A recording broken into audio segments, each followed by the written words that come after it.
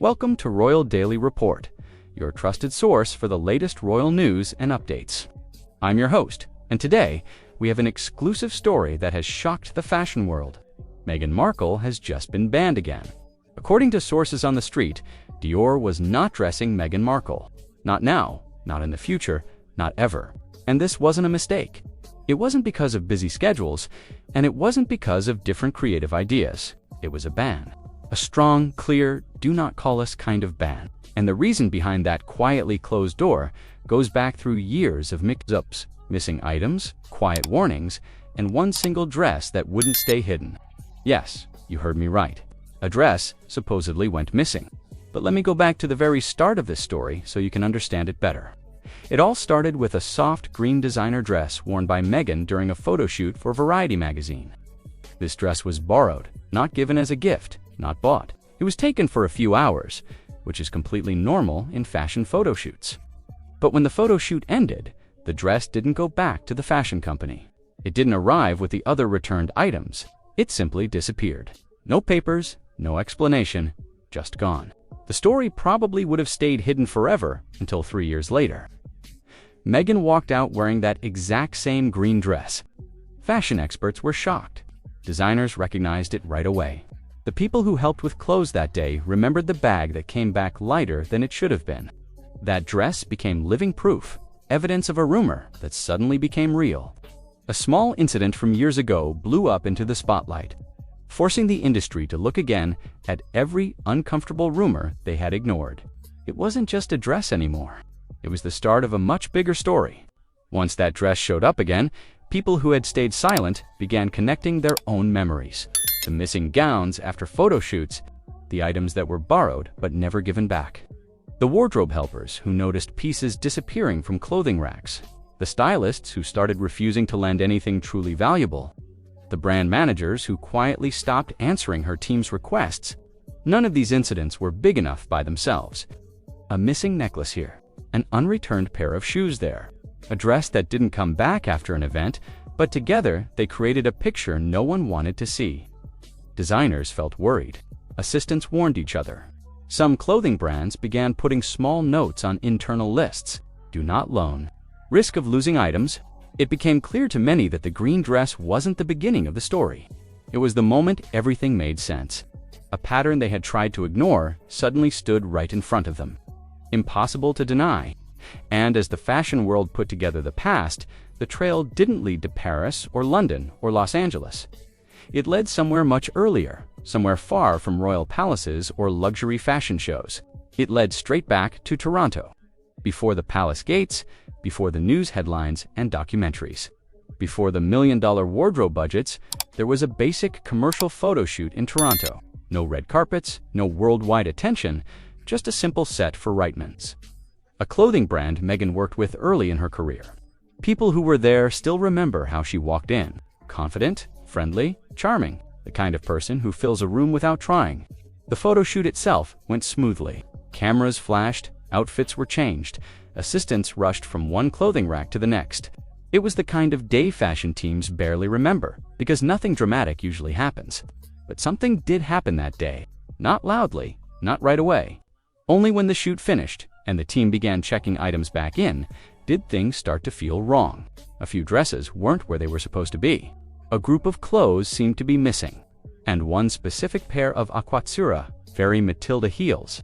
The exact pair Meghan wore during the shoot were nowhere to be found. At first, nobody thought the worst. Mistakes happen all the time. Assistants pack too fast. Items get mixed with personal bags. Wardrobe pieces accidentally go home with the wrong person. It happens, so they let it go. Until months later, the world watched as Meghan Markle appeared for her royal engagement announcement, smiling, glowing, starting the next chapter of her life. But fashion insiders noticed something else. On her feet were those same Aquazzura heels, the missing ones.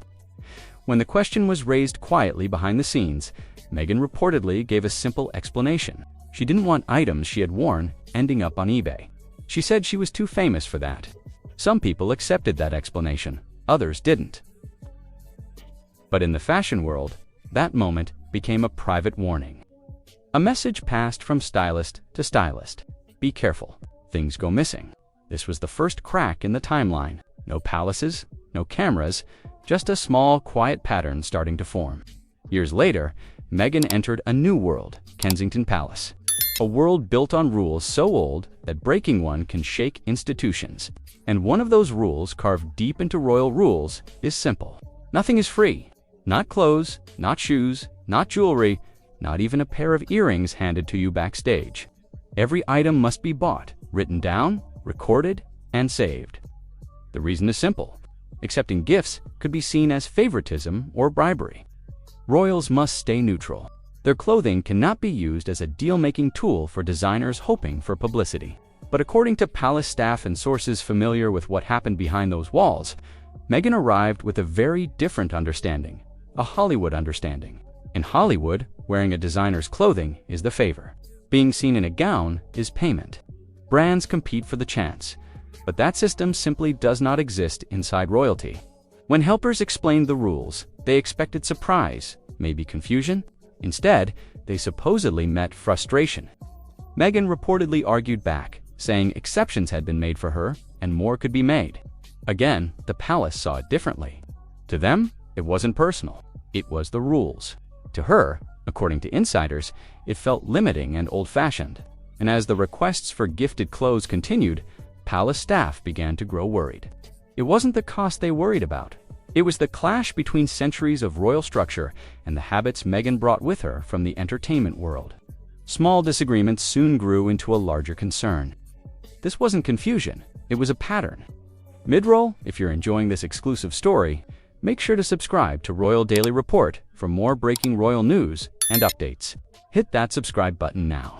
When Meghan officially became a working royal, there was a long-established system in place. Prince Charles, as the Prince of Wales, paid for the wardrobes of his sons' wives for official duties. It wasn't about fashion. It was about presenting the monarchy properly during public work. For years, the numbers were predictable. Princess Catherine, for example, spent around £100,000 for an entire year. That included state dinners, charity visits, international tours, and hundreds of events. But when Meghan's wardrobe spending began, palace money, people couldn't believe what they were seeing. The numbers went up at a speed no one expected. Hundreds of thousands, then getting close to £1 million in a single year with fewer events than Catherine. Designers reached out wondering when certain items would be returned. Bills piled up for pieces worn once and never again. Items disappeared from the record without explanation. Finally, Prince Charles stepped in, not to scold, but to explain. He tried a gentle conversation about expectations, about spending limits, about the structure that every royal woman before her had followed. But sources say Meghan didn't take the conversation the way it was meant.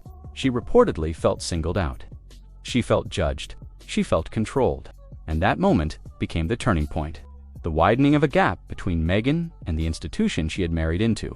A wardrobe issue became a personal one. A misunderstanding became a break. And as the palace struggled behind closed doors, the fashion world outside was beginning to make its own decisions.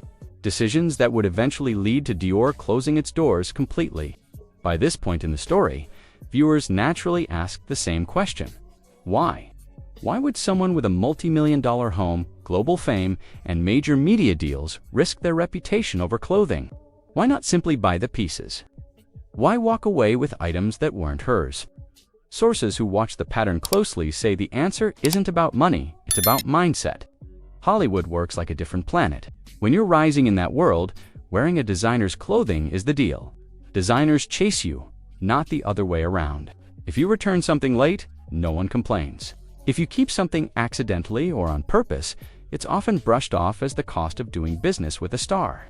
And according to insiders, Meghan carried that mindset into every room she entered. That wearing a piece was enough, that her image was payment, that rules were flexible if fame was involved. But this attitude clashed with everything around her, with royal rules, with designer expectations, with industry manners. It created problems where none needed to exist. It turned simple borrowing agreements into complicated situations. It wasn't about the dress. It wasn't about the shoes. It wasn't even about Dior. It was about the belief that her presence alone changed the rules. Once people understood that, they stopped trying to make sense of the missing pieces. They saw the pattern not as mistakes, but as a behavior, one that followed her from Toronto to Hollywood to Kensington Palace. In the end, this story comes back to where it started. A single green gown, a dress that disappeared quietly, traveled through time, showed up unexpectedly, and revealed a trail that had been forming for years. It wasn't the most expensive dress she ever wore. It wasn't connected to a royal event. It wasn't even particularly dramatic on camera, but it became the symbol of something bigger. The moment the fashion world could no longer pretend the whispers were just whispers, and when Dior made its silent decision, the industry understood exactly what it meant. A door had closed, not with anger, but with finality. Because in luxury fashion, silence is louder than any headline. A brand like Dior doesn't step away unless it believes the story behind the scenes is heavier than the glamour on the surface. Today, the green dress still sits in the center of the conversation, like a clue in a mystery that refuses to fade. It connects the Toronto set to the palace hallways.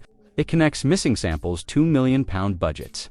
It connects Hollywood habits to royal walls that could not bend. It is the thread that pulls everything together. And even now, inside studios, showrooms, and quiet fashion offices, people still talk about that moment. The dress that showed up again, the stories that followed, and the unmistakable pattern that pushed one of the most respected fashion houses in the world to walk away. Because in the fashion world, where every scene tells a story and every piece of clothing carries its own history, there are dresses that are worn once and dresses that leave echoes. And this story, Meghan's story, isn't finished. Not by a long shot. Where there is one missing gown, there may be others. Where one designer steps back, more may follow. And where Dior closes a door, the industry watches closely. Wondering what story will unfold next? That's all for today's exclusive report. This is Royal Daily Report, bringing you the stories that matter. Don't forget to subscribe to our channel for more breaking royal news and insider updates. Thanks for watching, and we'll see you in the next report.